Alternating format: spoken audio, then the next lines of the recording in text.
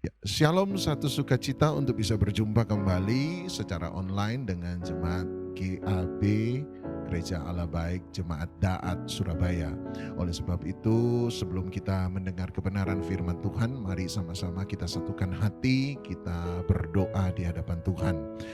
Bapa kami dalam surga, kami panggil dan sapa dalam nama Tuhan kami Yesus Kristus. Terima kasih satu kesukaan untuk bisa beribadah kepada Tuhan, bisa mendengar suara Tuhan, bisa membiarkan hidup kami dituntun oleh kebenaran firman Tuhan. Biarlah sungguh-sungguh firman-Mu menjadi pelita bagi kaki kami dan terang bagi jalan kami, dan kami menetapkan setiap kehidupan kami dalam jalan kebenaran-Mu. Dan kami percaya ketika kami hidup sesuai dengan kehendak-Mu, maka Tuhan, kami hidup menyenangkan Engkau, menyukakan Engkau. Terima kasih Tuhan, biarlah firman hari ini menguatkan yang lemah, menghiburkan yang susah, memberikan kekuatan bagi mereka yang sementara terpuruk, dan kesembuhan bagi mereka yang sakit, mujizat bagi mereka yang membutuhkan.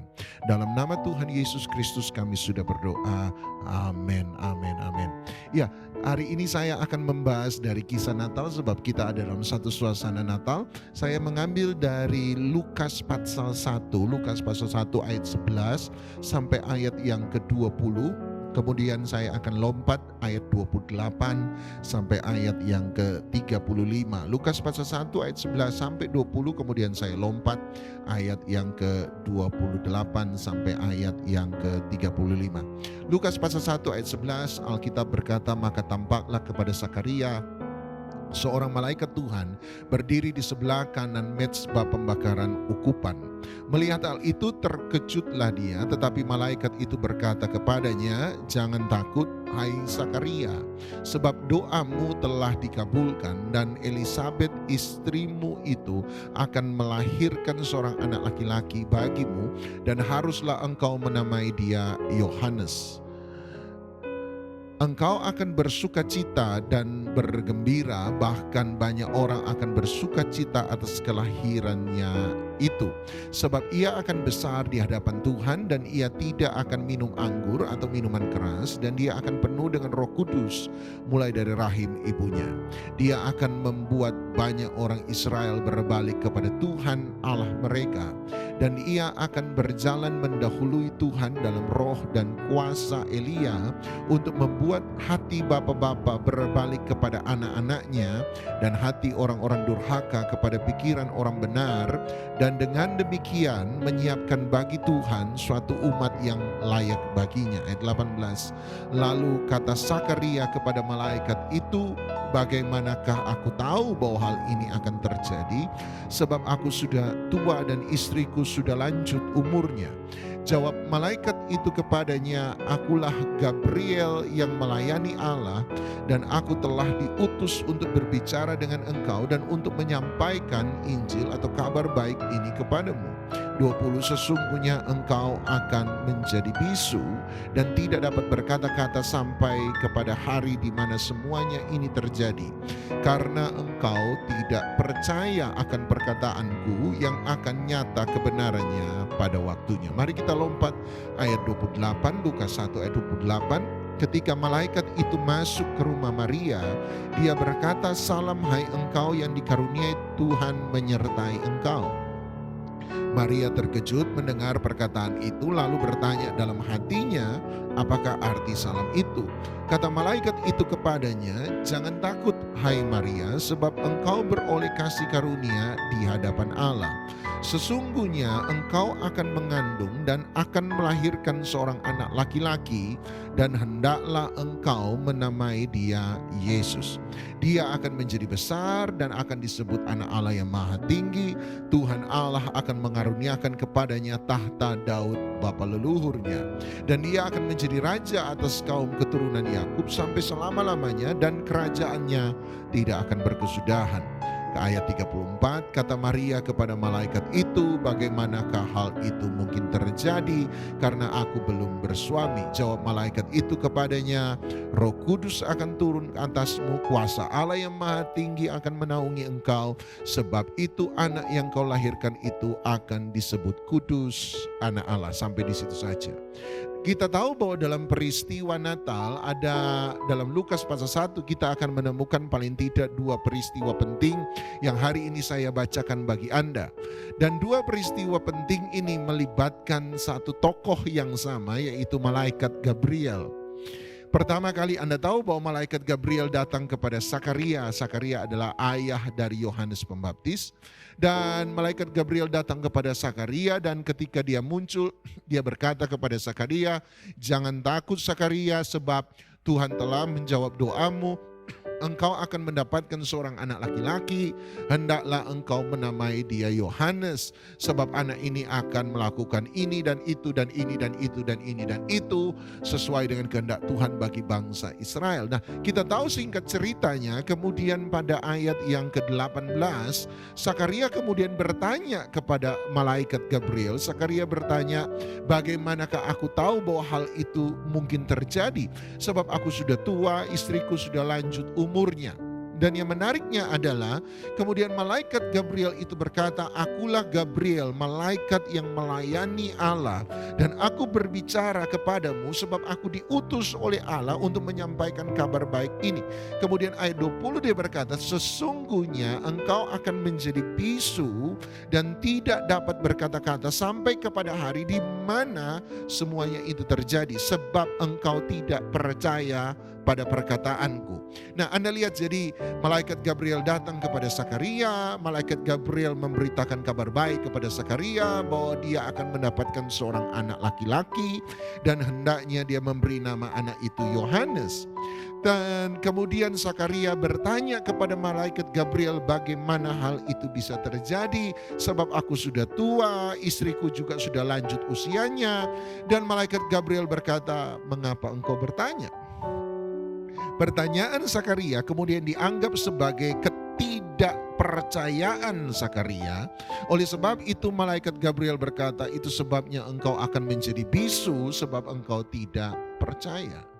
Nah, sekarang Anda lihat sekian bulan ke depan, malaikat yang sama Gabriel pada ayat yang ayat yang ke-25, di ayat 28, malaikat Gabriel yang sama datang kepada orang yang berbeda, kali ini Maria, ibu dari Tuhan Yesus Kristus.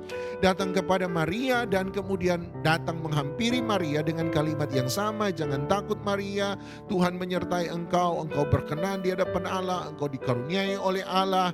Dan kemudian malaikat Gabriel berkata, "Jangan takut, sebab aku datang untuk memberikan kabar baik ini kepadamu, bahwa engkau akan mengandung melahirkan seorang anak laki-laki, hendaklah engkau menamai dia Yesus." Bla bla bla bla bla. Kemudian Maria bertanya kepada malaikat Gabriel, bertanya pertanyaan yang sama sebenarnya dengan yang ditanyakan oleh Sakaria. Maria bertanya, "Bagaimana hal itu bisa terjadi sebab aku belum punya suami?" Menariknya malaikat Gabriel kemudian berkata, "Roh Kudus akan turun ke atasmu, sebab anak yang kau kandung akan disebut anak yang kudus. Kuasa Allah Maha Tinggi akan menaungi engkau. Itu sebabnya anak yang kau kandung akan disebut anak Allah yang Maha Tinggi, sebab bagi Tuhan tidak ada yang mustahil." Mari sebentar, mari kita lihat perlakuan yang berbeda dari Gabriel terhadap Sakaria dan perlakuan yang berbeda dari Gabriel terhadap Maria. Jadi Gabriel datang pada 2 orang yang berbeda, memberitahukan kabar yang sama. Jadi 2 orang yang berbeda pada kabar yang sama, waktu yang berbeda tetapi kabar yang sama. Kepada Sakaria, "Engkau akan mendapatkan seorang anak laki-laki, hendaklah engkau menamai dia Yohanes." Sekian bulan kemudian dia datang pada orang yang berbeda, Maria, tetapi kabarnya sama, malaikat sama, kabarnya sama. "Berbahagialah engkau Maria, sebab engkau akan mengandung dan melahirkan seorang anak laki-laki, hendaklah engkau memberi dia nama Yesus." Satunya Yohanes, satunya Yesus. Kemudian yang menarik adalah respon dari 2 orang ini sama. Jadi sekalipun malaikatnya sama, orangnya berbeda, beritanya sama, tetapi yang aneh adalah respon 2 orang ini sama. Sakaria bertanya, "Bagaimana hal itu mungkin terjadi?" Sebab alasannya adalah, "Aku sudah tua, istriku sudah lanjut usianya." Maria pun memberikan respon yang sama. Setuju? Maria bertanya hal yang sama. Bagaimana hal itu bisa terjadi? Dalam hal ini Maria berkata, "Sebab aku belum punya suami." Malaikat yang sama datang pada 2 dua orang yang berbeda, pada waktu yang berbeda, di tempat yang berbeda, membawa kabar yang sama. Kelahiran seorang anak laki-laki bagi Zakaria dan seorang anak laki-laki bagi Maria. Dan respon dua orang ini pun sama. Bagaimana hal itu mungkin terjadi? Zakaria berkata, sebab aku sudah tua. Maria berkata, sebab aku belum punya suami. Yang menariknya adalah sekalipun respon dua orang ini sama, tetapi yang menariknya adalah tiba-tiba reaksi jawaban dari malaikat Gabriel terhadap Zakaria menjadi berbeda dengan reaksi malaikat Gabriel kepada Maria. Waktu Zakaria bertanya, bagaimana hal itu bisa terjadi sebab aku sudah tua, istriku sudah lanjut usia. Malaikat Gabriel berkata, kenapa kamu bertanya itu? Sebab engkau tidak percaya, dan karena engkau tidak percaya maka engkau akan menjadi bisu sampai semua itu terjadi. Jadi Zakaria bertanya, bagaimana hal itu bisa terjadi? Gabriel berkata, karena engkau tidak percaya maka engkau akan bisu sampai itu semua terjadi. Sementara kepada Maria, ketika Maria bertanya bagaimana hal itu bisa terjadi, menariknya Gabriel memberikan penjelasan, mencoba memberikan penjelasan kepada Maria bagaimana itu semua bisa terjadi. Bahkan di tengah-tengah penjelasan, kalau Anda baca terus, Gabriel menguatkan Maria supaya Maria mau setuju dengan kehendak Tuhan, dengan rencana Tuhan, mau terlibat dalam rencana itu. Sehingga Gabriel berkata, ingat baik-baik Maria, sekalipun kamu mungkin tidak mengerti, bagi Tuhan tidak ada yang mustahil. Jadi Anda lihat mengapa pertanyaan yang sama tetapi diajukan pada malaikat yang sama dari dua orang yang berbeda, tetapi mengapa memiliki reaksi dan jawaban yang berbeda.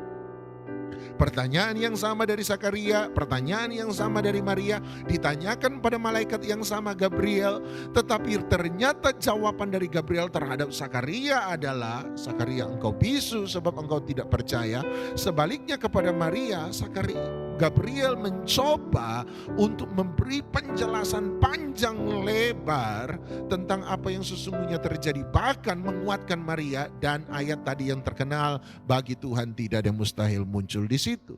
Nah, pertanyaannya adalah mengapa berbeda? Saya sempat guyonan dan saya berkata, bukan berarti malaikat itu laki-laki, sebab yang tanya om-om, makanya dia berkata karena om-om yang tanya bisu. Sementara kalau yang bertanya seorang perawan, maka dia akan memberikan jawaban yang panjang lebar. No. Kalau begitu, mengapa malaikat Gabriel memberi reaksi yang berbeda kepada Zakaria dan memberi reaksi yang berbeda kepada Maria?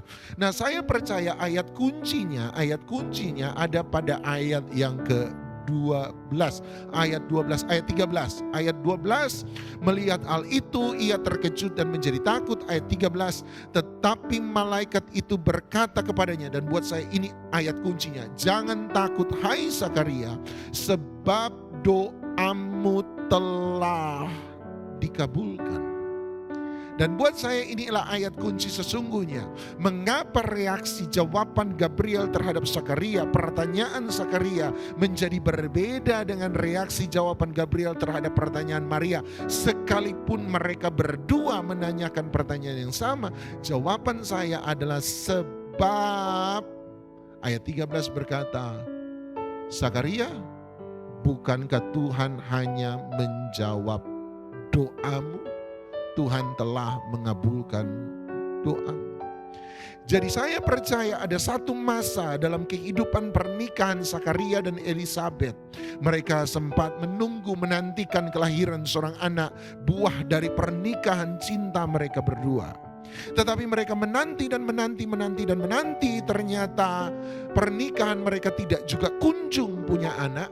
Dan mungkin Zakaria dan Elisabet berkata, bukankah kita hamba Tuhan, mari kita berdoa pada Tuhan, kita minta supaya Tuhan memberikan kami anak.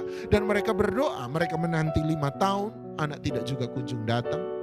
Mereka masih akan saling menguatkan satu sama lain dan berkata, Zakaria, Elisabet, ini masih 5 tahun, kita masih bisa punya anak, kita menikah cukup muda. Yuk mari kita percaya, bagi Tuhan tidak ada yang mustahil. Ya, Tuhan tidak pernah terlalu cepat, tapi Tuhan juga tidak akan pernah terlambat. Tuhan menolong kita pada waktunya. Tetap percaya, tetap percaya, tetap percaya. Dan mereka bertahan.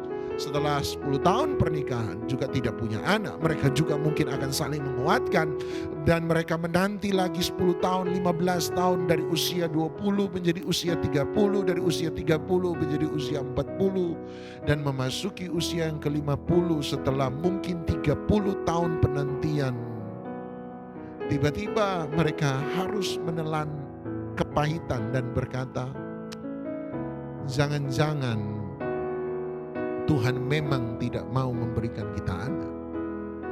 Oleh sebab itu marilah kita menerima sebuah kenyataan yang pahit, bahwa kita tidak akan pernah punya anak. Dan saya percaya bahwa Zakaria dan Elisabet mencoba berdamai dan berkata, oh ya, mari kita menanti dan menanti.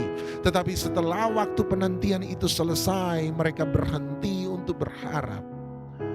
Itu sebabnya ketika malaikat Gabriel datang ke hadapan Zakaria dan berkata, Zakaria, sesungguhnya engkau akan mendapatkan seorang anak. Tiba-tiba Zakaria berkata, bagaimana hal itu mungkin terjadi? Malaikat Gabriel berkata, bukankah engkau pernah berdoa untuk minta anak? Tuhan menjawab doamu. Sehingga pertanyaan Zakaria adalah pertanyaan yang dianggap sebagai bentuk, sebagai bukti dari ketidakpercayaan. Kamu minta, sekarang Tuhan jawab. Kenapa engkau tidak bisa percaya bahwa Tuhan bisa memberi apa yang engkau minta? Berbeda dengan Maria nggak pernah berdoa minta anak.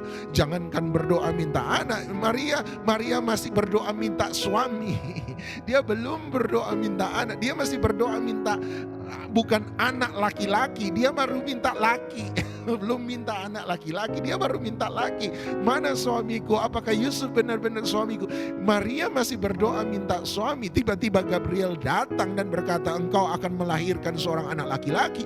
Jelas dong dia bingung dengan berita yang disampaikan oleh malaikat Gabriel. Karena dia bingung, makanya pertanyaan Maria dianggap sebagai pertanyaan yang lahir dari ketidakmengertian. Berbeda dengan Zakaria. Pertanyaan Zakaria, kamu pernah berdoa, Tuhan menjawab doamu, kenapa sekarang engkau bertanya? Pertanyaan Zakaria dianggap pertanyaan yang lahir dari ketidakpercayaan. Tetapi Maria kan belum minta anak. Dia masih minta suami, tadi saya katakan. Oleh sebab itu ketika dia bertanya, pertanyaannya lahir dari sebuah kebingungan dan ketidakmengertian. Itu sebabnya malaikat Gabriel harus memberi penjelasan, sebab kebingungan dan ketidakmengertian menuntut memang sebuah penjelasan. Itu sebabnya malaikat Gabriel harus menjelaskan panjang lebar kepada Maria, berbeda dengan Zakaria. Nah, kembali lagi pertanyaannya adalah, mengapa Zakaria pernah berdoa minta anak, tetapi sekarang tiba-tiba waktu dia berdoa minta anak, Tuhan menjawab doanya, tiba-tiba dia menjadi tidak percaya. Dan saran saya adalah jawaban satu-satunya yang bisa muncul dalam pemikiran saya adalah tadi saya sempat mengungkit kepada Anda bahwa ada satu masa, satu waktu dalam kehidupan Zakaria, dalam kehidupan Elisabet, di mana mereka sungguh-sungguh benar percaya bahwa Tuhan akan memberikan mereka anak. Bukan mereka tidak percaya, mereka percaya. Mereka sungguh-sungguh percaya kepada Tuhan. Hanya berjalannya waktu 5 tahun, mereka tetap masih percaya mereka bisa punya anak. Setelah 10 tahun pernikahan, saya percaya mereka masih percaya bahwa Tuhan akan memberikan mereka anak. 20 tahun pernikahan, saya percaya mereka tetap percaya bahwa Tuhan bisa memberikan mereka anak. 30 tahun pernikahan, mereka juga masih tetap percaya bahwa Tuhan mungkin akan memberikan mereka anak. Tetapi setelah itu, setelah usia yang normal untuk melahirkan, ketika mungkin Elisabet mengalami menopause dalam kehidupannya, sama seperti Sarah, mau gak mau dong mereka harus belajar berdamai dengan keadaan mereka. Mereka harus belajar untuk mencoba memahami, membuat kehidupan make sense, masuk akal. Supaya di satu sisi mereka mencoba mempertahankan sebenarnya iman mereka di hadapan Tuhan. Kenapa kami yang melayani Tuhan, tetapi kami tidak bisa menerima anak dari Tuhan? Anda bisa bayangkan, Zakaria adalah seorang imam. Anda bisa bayangkan kalau ada young couple, anak muda yang baru menikah datang kepada Om Zakaria, sang pendeta, sang imam, dan berkata, Om Zakaria, kami baru menikah, tolong doakan kami supaya kami bisa punya rumah tangga yang harmonis dan kami bisa punya keturunan anak. Dan Zakaria ketika mendoakan mereka, memberkati mereka, tiba-tiba 3, 4, 5 bulan kemudian young couple ini datang dan berkata, Om terima kasih ya buat doa Om, sebab istri saya sementara hamil muda. Anda bisa bayangkan Zakaria akan bersuka, aduh puji Tuhan ya, terima kasih Tuhan, luar biasa, wow dahsyat ya. Tetapi sekalipun dia bergembira dengan berita baik mereka, tetapi di hati kecil dia pasti bertanya, kenapa orang yang saya doakan bisa punya anak sementara saya sendiri tidak bisa memiliki anak? Anda lihat tentu ada satu pergumulan ketika dia khotbah di hadapan orang banyak dan berkata, hei bagi mereka yang mengalami keadaan yang mustahil, percayalah kepada Tuhan sebab bagi Tuhan tidak ada yang mustahil. Dan orang lain menerima kesembuhan, tetapi di hati kecilnya tiba-tiba dia berkata, kenapa yang sakit Tuhan bisa sembuhkan sementara aku hanya kepingin anak. Hari itu bahkan untuk mendapatkan anak tidak bisa. Di mulutnya dia berkata bagi Tuhan tidak ada yang mustahil, tapi di hati kecilnya Anda tahu ada satu pergumulan batin yang sangat luar biasa dalam hati Zakaria. Itu sebabnya hari itu dia harus membuat kehidupan jadi make sense, masuk di akal, supaya dia bisa mempertahankan imannya dan berkata, ya udahlah, memang maksud Tuhan mungkin kami tidak punya anak, yang penting kita punya anak-anak rohani sudah cukup. Dan dia belajar berdamai ketika memasuki usia 50, memasuki usia 55, memasuki usia yang ke-60 mungkin. Ketika dia mulai memasuki usia tua dan mereka belajar untuk menerima keadaan hari itu apa adanya, tiba-tiba muncul malaikat Gabriel dan berkata, jangan takut hai Zakaria, sebab Tuhan telah menjawab doamu. Puluhan tahun yang lalu, sekarang engkau akan mendapatkan seorang anak.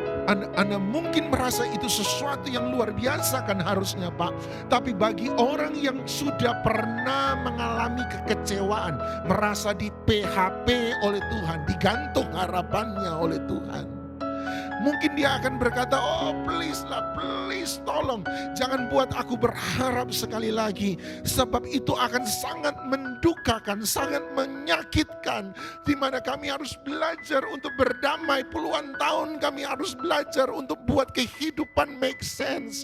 Supaya kami bisa tetap melayani Tuhan dengan sungguh-sungguh hati. Kami harus belajar untuk melepaskan keinginan-keinginan kami dan berkata, keinginanku mungkin bukanlah keinginan Tuhan. Dan aku harus belajar untuk menerima keadaanku hari ini. Tolong jangan buat aku berharap sekali lagi. Dan itu yang terjadi. Anda lihat, sering kali orang yang paling dikecewakan bukanlah orang yang paling jauh dengan kita. Sering kali orang yang paling dikecewakan justru adalah orang yang dekat dengan kita. Orang yang paling menyakiti kita seringkali bukanlah orang yang tidak kita kenal. Orang yang paling menyakiti kita, percayalah, seringkali orang yang paling kita sukai, orang yang paling kita cintai, orang yang paling dekat dengan kita. Semakin dekat kita dengan seseorang, maka kita akan semakin mungkin untuk terluka dari hubungan kita dengan orang tersebut. Orang yang paling menyakiti kita bukan orang yang tidak kita kenal. Orang yang paling menyakiti kita selalu adalah orang yang paling dekat dengan kita. Dalam Yohanes pasal 11 ada cerita tentang Lazarus yang dibangkitkan. Anda mungkin masih ingat. Ketika Tuhan Yesus sengaja terlambat, dia sengaja berdiam di suatu kota 2 hari, sehingga dia terlambat datang 4 hari setelah kematian Lazarus 4 hari, baru dia kembali. Dan waktu dia memasuki pintu gerbang kota, Anda tahu apa yang dikatakan oleh Alkitab? Orang-orang yang ada di pintu gerbang kota yang tahu kedekatan Yesus dengan Lazarus, Marta dan Maria, datang cepat-cepat ke rumah pemakaman di mana mayat Lazarus dibaringkan. Datang kepada Marta dan Maria dan memberitahukan kepada Marta dan Maria, guru sudah datang, ada di gerbang kota. Pertanyaan sederhana, siapa yang lebih dulu menyambut Yesus hari itu, Marta atau Maria?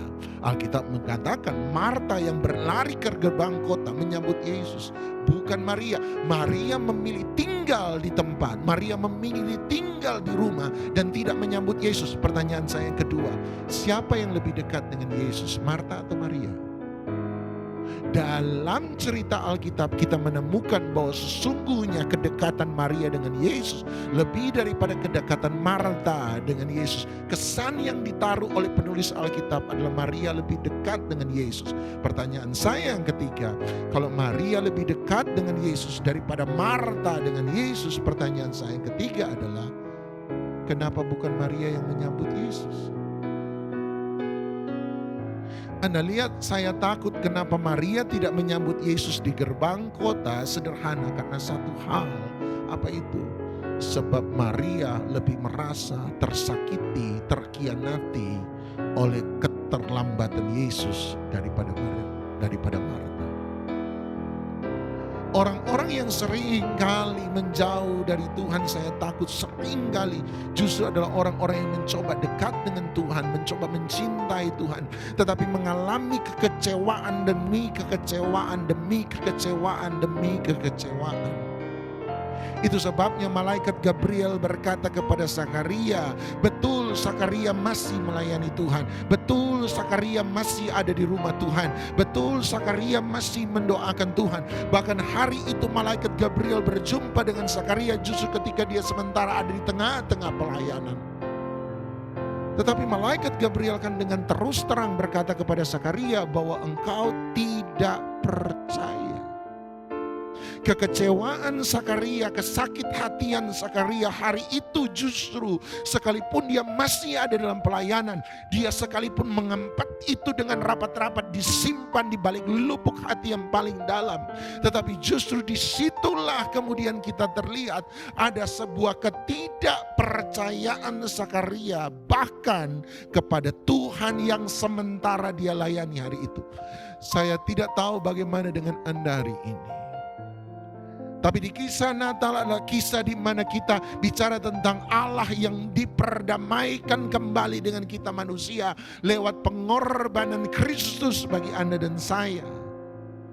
Berarti kisah Natal adalah satu permulaan dari puncak karya keselamatan Allah, di mana Dia mengembalikan kita kepada Allah itu sendiri. Bahwa Yesus menjadi Allah di tengah-tengah manusia yang kita kenal dengan nama Immanuel, di mana kita percaya bahwa Allah berjalan bersama-sama dengan kita. Allah ada di tengah-tengah kita. Tapi persoalannya sekalipun Dia ada di situ, Dia mau hadir di situ, tetapi kekecewaan, kemarahan, kepahitan, bagian dari masa lalu, kesakit hatian, ditimpa oleh banyak persoalan, dan bertanya pada Tuhan, mengapa semua ini harus terjadi? Mengapa semua ini harus menimpa aku? Mengapa semua ini tidak terjadi pada orang lain, justru terjadi kepadaku? Bukankah aku mencoba sungguh-sungguh dengan Tuhan? Bukankah aku mencoba untuk melayani Tuhan? Mengapa waktu aku melayani, mengapa aku sungguh-sungguh ada banyak hal yang tidak baik terjadi padaku? Pertanyaan demi pertanyaan demi pertanyaan demi pertanyaan demi pertanyaan demi pertanyaan Anda ajukan, sebab Anda sebenarnya mau mendekat kepada Tuhan. Tapi Anda tahu satu hal, apa yang Anda tahu? Anda tahu bahwa semua kekecewaan, semua pengalaman Anda membuat Anda sesungguhnya percaya, tetapi Anda tidak bisa benar-benar mempercayai Tuhan. Iman bukan sekedar percaya Tuhan ada, iman adalah belajar mempercayai Tuhan yang ada. Faith is not belief that God is, but faith is belief in who God is. Iman bukan sekedar percaya, sebab Yakobus kemudian berkata, kalau iman itu percaya, setan juga percaya, bahkan setan gemetar. Sebab kalau kamu salah mengartikan iman dengan percaya, sebab iman memang bukan hanya percaya Tuhan ada. Iman adalah mempercayai Tuhan yang ada.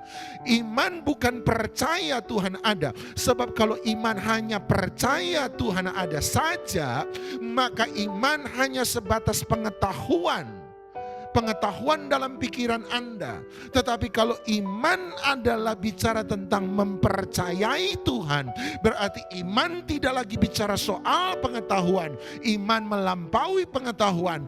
Iman adalah bagaimana kita berelasi dengan Tuhan. Iman bukan informasi dari sebuah pengetahuan, tetapi iman sebenarnya adalah bagaimana kita berelasi dengan Tuhan. Itu sebabnya Anda bicara tentang hubungan, dan salah satu penghambat terbesar dalam hubungan, pemisah terbesar dalam hubungan adalah kekecewaan. Sebab kekecewaan lahir dari distrust, ketidakpercayaan kita kepada Tuhan. Tidak mempercayai Tuhan. Itu perbedaannya. Disinilah Gabriel kemudian mengangkat sesuatu yang tertimbun dalam-dalam dari hati Sakaria dan berkata, kalau kamu mau relasi dengan dia, kamu bukan hanya sekedar tahu siapa dia, tapi engkau harus belajar mempercayai dia. Disitulah relasi Tuhan dan manusia dikembalikan utuh hari itu. Natal adalah panggilan untuk berelasi dengan Tuhan, berhubungan kembali dengan Dia. Hubungan yang putus itu dikembalikan. Tahukah Anda arti kata religion dalam bahasa Latin berasal dari kata religare, ulang, ligare, diikatkan kembali. Religare berarti mengikatkan kembali kita dengan Dia, mengikatkan kembali sesuatu yang putus antara Dia dan kita. Dan yang putus bukanlah eksistensi Tuhan, yang putus adalah kemampuan manusia untuk berelasi dengan Tuhan. Natal mengingatkan kita, mari kembali lagi kita berelasi dengan Dia. Melampaui semua kekecewaan, melampaui semua keadaan kehidupan. Bahkan di tengah-tengah pandemi hari ini, di mana hidup tidak menjadi lebih mudah bagi sebagian besar orang. Tapi panggilan itu ada panggilan untuk berelasi dengan Tuhan. Apa? Mempercayai bahwa sekalipun saya tidak bisa melihat, sekalipun saya tidak mengerti apa yang Tuhan akan kerjakan, sekalipun saya tidak tahu bagaimana caranya Tuhan akan mengangkat aku, sekalipun aku tidak tahu bagaimana caranya Tuhan akan menjawab doaku, tapi satu hal yang saya percayai, Tuhan itu bisa dipercayai. Sampai hari ini Dia tetap Tuhan yang sanggup melakukan segala mujizat bagi Anda, bagi saya, untuk kemuliaan namanya. Mari di penghujung dari firman Tuhan ini, mari kita renungkan sebentar. Tundukkan kepala Anda di hadapan Tuhan. Datang kepada Dia. Datang bukan dengan otakmu, tapi mari datang hari ini dengan hatimu, supaya kita kembali lagi, dibangun kembali relasi kita yang hilang. Dan berkata, seperti Maria yang berkata, aku gak ngerti, tapi aku adalah hamba Tuhan, jadilah padaku menurut perkataanmu. Supaya aku belajar untuk punya relasi, kepercayaan kepada Tuhan. Sekalipun aku gak ngerti, seperti Sakaria ada banyak kekecewaan, ada banyak keadaan dalam hidup rasanya membuat saya bertanya, di mana Tuhan, di mana Tuhan, di mana Tuhan. Tapi hari ini kisah Natal mengingatkan, Tuhan tetap ada, Tuhan tetap bekerja, Tuhan tetap berkarya, Tuhan tetap sementara mengundang kita untuk masuk dalam relasi dengan Dia. Apabila hari ini engkau datang dengan kekecewaan, dengan tanda tanya, dengan ketidakpercayaan, mari engkau tinggalkan itu. Hari ini engkau lepaskan itu semua dan datang pada Dia dan berkata, I trust in you. Saya mempercayai engkau. Mari kita satu dalam doa. Bapa kami dalam surga, dalam nama Tuhan Yesus Kristus, terima kasih buat semua kasih sayang dan anugerah-Mu dalam hidup kami. Engkau Tuhan yang dahsyat, Tuhan yang luar biasa. Jamah setiap mereka yang mendengarkan. Jamah setiap jemaat-Mu, jamah setiap jemaat-Mu. Mereka toh milik kepunyaan-Mu. Bekerjalah di tengah-tengah mereka.